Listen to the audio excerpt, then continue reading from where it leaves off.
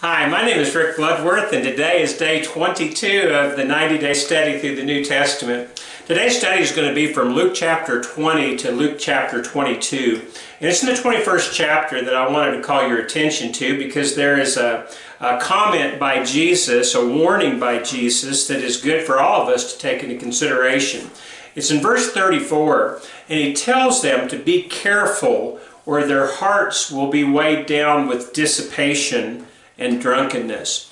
Now this word dissipation, the King James uses the phrase surfeiting. And it's the only time that this word is used within the New Testament. But it essentially means to waste or to scatter. It's an idea that when combined with drunkenness is that fuzzy, kind of hungover feeling after you've been drunk. The term surfeiting, but the term dissipation really just means kind of to scatter or to waste. And really this is something I think that we can all identify with, hopefully not from the drunkenness standpoint, but from the idea of kind of frittering our lives away. Again, Jesus says to be careful or your heart will be weighed down with this dissipation. The kids used to have a phrase back in the 70s for when they would get drunk or high. They would call it being wasted. And this really does kind of go along with this term of dissipation because there's the inference that we're wasting our time, that we're just kind of scattering what God has given to us. It's just dissipating. It's just kind of frittering away.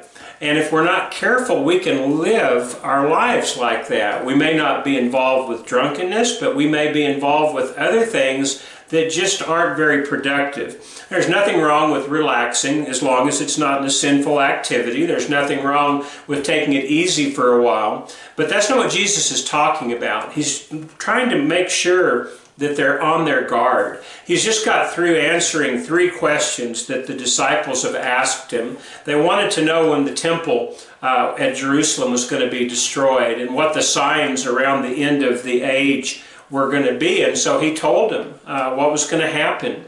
And it was so accurate that we're told in the year 70 AD that when the Romans surrounded Jerusalem, that the Christians remembered Jesus' warning about what was about to happen, and they got out of town.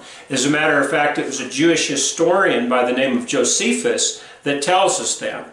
Well, they'd ask him a 3rd question as far as what was going to happen when he was going to return. And Jesus just let them know very clearly that nobody knew about that time, not even him. Only God knew about that time. So when you hear people talking about his second coming as if they know the date that it's going to occur, well, they don't know. Only God knows that. And certainly that's something that is part of our everyday life, is looking forward to his second coming. It's also part of our everyday life to be aware that our life could end at any moment.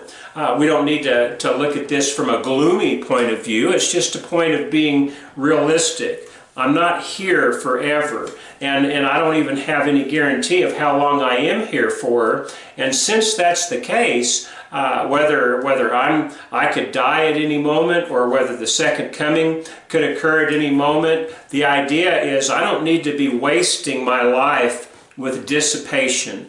There are just so many things that people use their lives for or misuse their lives for that seem like a good idea at the time, and yet when they look back on it, they really regret it. Think about how many people who have become drug addicts or alcoholics, and they look back upon their life and they're trying to figure out how they got there, and well, they got there just kind of one instance at a time, one day at a time, and before they knew it, their life was just really kind of wasted.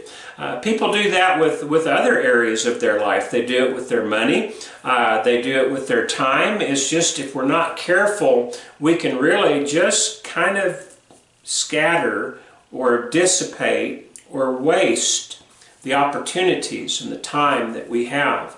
And so Jesus, not wanting us to do that, but wanting us to be with him forever, cautions us against that very thing. Well, one of the reasons that we study is because within the Word of God, we're told how we can best use our time. We're also told to avoid sin, and certainly as he talks about the sin of dissipation and drunkenness, we can hopefully see from a very common sense point of view why it's best to avoid those types of things. But again, Jesus in His Word, God in His Word, have revealed to us exactly the best way to live life so that we don't waste it.